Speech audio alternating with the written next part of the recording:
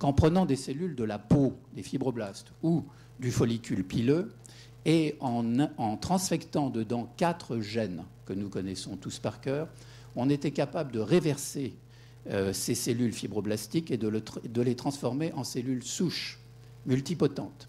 Et à partir de ces cellules souches, on est capable au laboratoire, mais en très petite quantité, j'insiste là-dessus, c'est quand même ça le problème, il y a quand même une difficulté, à refaire des différenciations et par exemple à refabriquer de l'hématopoïèse qui nous intéresse, nous, aujourd'hui.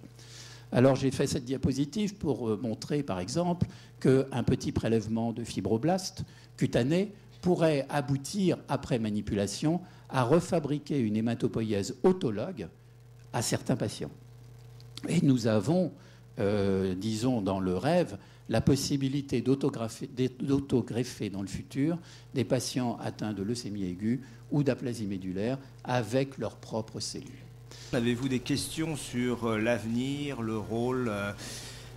Est-ce qu'on peut donner le micro, s'il vous plaît, à madame? Bonjour. Je voudrais savoir si après 60 ans, il est possible d'avoir une autogreffe.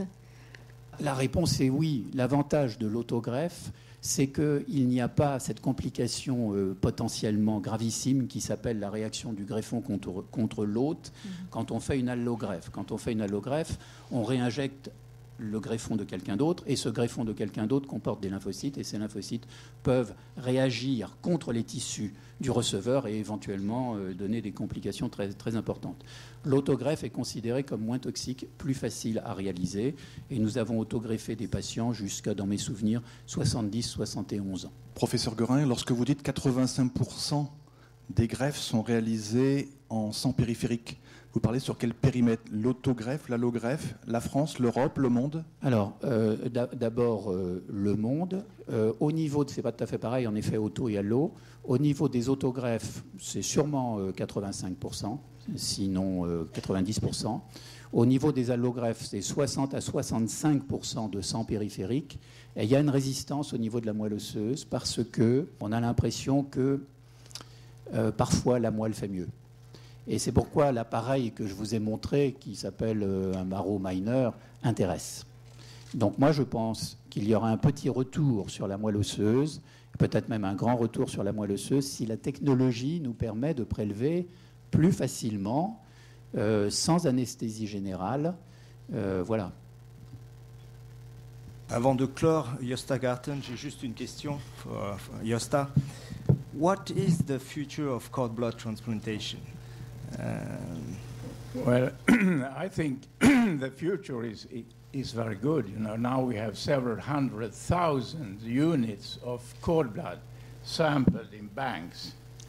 And in my opinion, and that has been shown, there is probably some less graft-versus-host disease with cord blood. And the problem, of course, is that the cells are few. We don't have many. But now there are methods to expand, and they seems to be rather good, not perfect yet. There is also the possibility to give more than one cord blood to two patients, because that gives a better engraftment results, although, very interestingly, only one population of the cord blood is there after some time. But I think that cord blood will probably improve, and it will also expand in the future.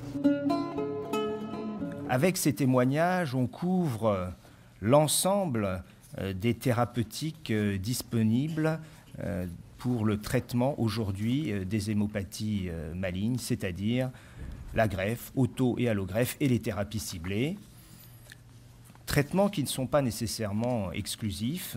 Les thérapies ciblées peuvent s'intégrer dans les procédures d'auto- et d'allogreffe. L'ensemble a permis d'améliorer considérablement le pronostic de ces maladies. Szeretettel köszöntöm Önöket, Hupkáné Kósik Andrea vagyok Magyarországról, és engedjék meg, hogy bemutassam Önöknek betegségem és gyógyulásom történetét. Mesdames et messieurs, bonjour. Je m'appelle Hupka Andrea Kósik et je viens de Hongrie. Permettez-moi de partager avec vous l'histoire de ma maladie et de ma guérison. En 1994, à 22 ans, je vivais à Budapest, une vie sans souci en tant qu'étudiante en psychologie. C'était en hiver, après mes examens partiels. Je me sentais bien plus fatiguée, avec moins d'appétit que d'habitude. Sur les conseils de mon père, médecin généraliste, un bilan de sang a été réalisé. J'ai été aussitôt hospitalisée. À la suite d'autres examens complémentaires, le diagnostic de leucémie myéloïde chronique m'a été annoncé.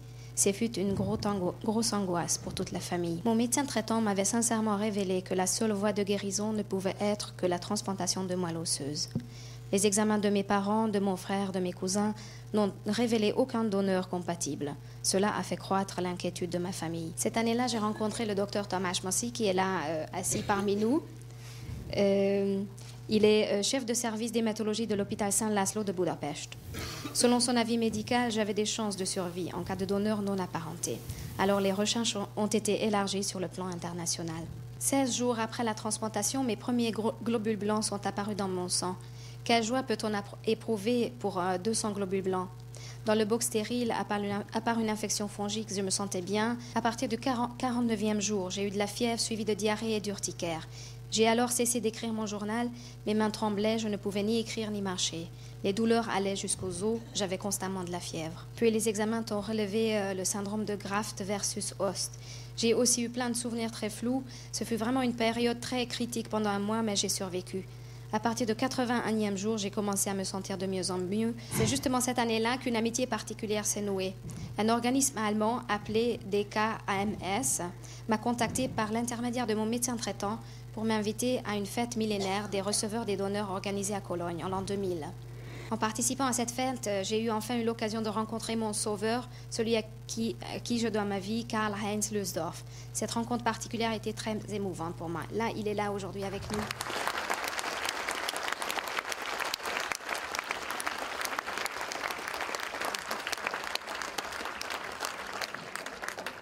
Bonjour à tous.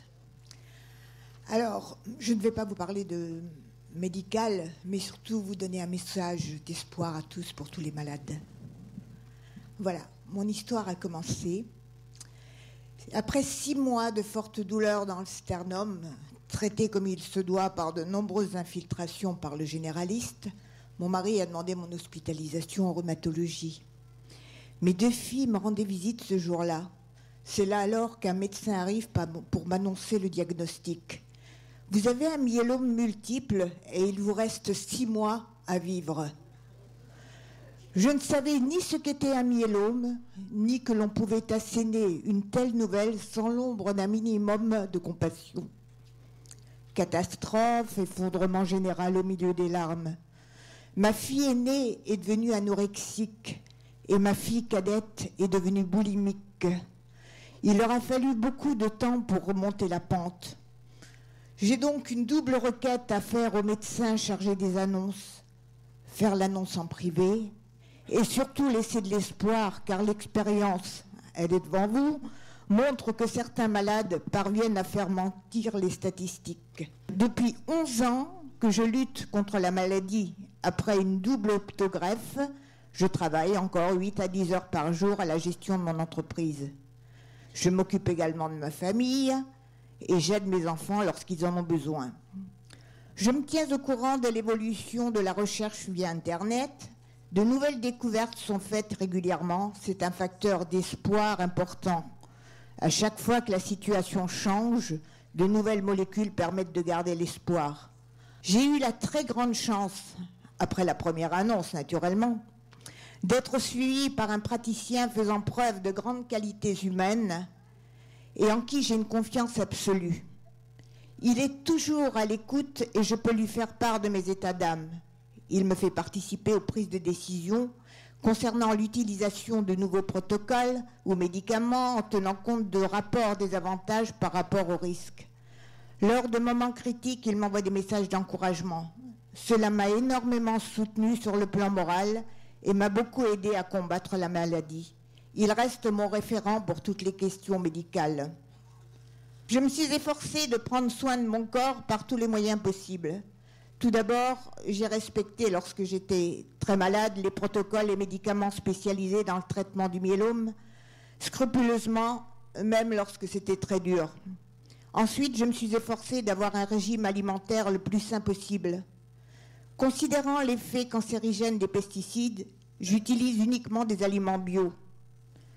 Je me sers également de l'homéopathie pour améliorer mon confort de vie, bien que cela fasse sourire souvent. J'essaye de toujours soigner ma présentation, même lorsque cela me pèse, mais c'est une manière de résister. Bon, il y a une autre aide, c'est une aide spirituelle. Au début de ma maladie, ma mère m'a conseillé de prier, bien que je ne sois pas particulièrement croyante ni pratiquante, mais j'ai suivi ce conseil. Je prie tous les soirs et lors des moments critiques. À plusieurs reprises, j'ai eu l'impression que cela produisait des changements très nets dans mon état. Et la dernière chose, la plus positive, c'est une conséquence inattendue. Ma fille aînée s'est dépêchée de me faire 3 enfants. Sans ma maladie, ces petits êtres ne seraient certainement pas là. C'était une autre façon de combattre la mort en créant plus de vie. Voilà, gardez tous espoir.